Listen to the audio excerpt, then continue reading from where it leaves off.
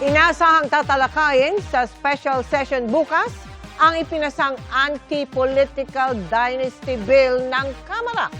Pero giit ng ilan, kabilang ng mga ilang business group, pro-dynasty ang panukala dahil papayagan pa rin ang magkakaanak sa iba-ibang posisyon sa iba't ibang lugar. Nakatutok si Maki Pulido. Sa pagtawag ni Pangulong Bongbong Marcos ng special session ng Kongreso bukas, isa sa mahalagang panukalang nais niyang maipasasana ang isang anti-political dynasty law.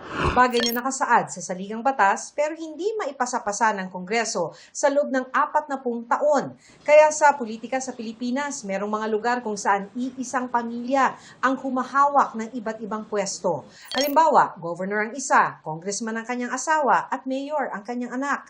Pero sa isang pahayag ng multi-sectoral groups, mariin nilang tinututulan ng House Bill 8389 na ipinasa ng Kamara sa third and final reading. Panawagan nila sa Senado, huwag aksyonan ang tinawag nilang pro-dynasty bill.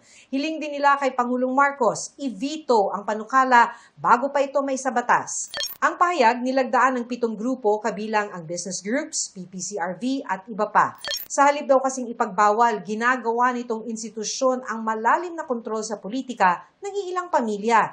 Maaari pa rin kasing sabay-sabay maghawak ng mga posisyon ng mga miyembro ng isang pamilya sa national at local. Maaari pa rin ang pagpapasa ng pwesto sa kamag-anak o kaya ay position switching o ang pagpapalit ng pwestong tatakbuhan. At walang restriction ang lagpas sa second degree na magkakamag-anak. Nagbabala rin ang Makabayan Bloc sa Kamara laban sa kasalukuyang bersyon ng panukala. Hindi raw kasi nito tahasang ipinagbabawal ang political dynasty.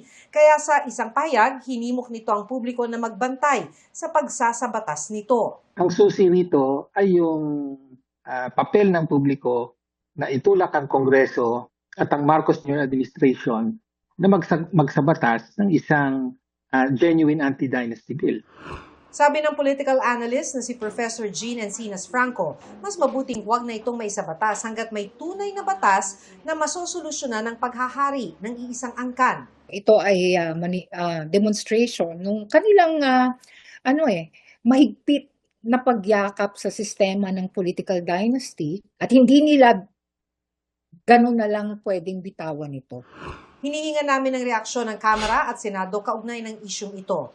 Pero nang ipinasang panukala, ipinagtanggol ng sponsor nito na si Lanao del Sur 1st District Representative Zia Alonto ang pagpasa sa anti-political dynasty bill. Ito pong batas na to hindi naman po perfect eh. Kailangan po natin yung balansihin between our attempt to define what anti-political dynasty as stipulated in the Constitution and as well as those laws that might preserve and protect the right of individual to elect their leaders and as well as for individuals also to run and participate.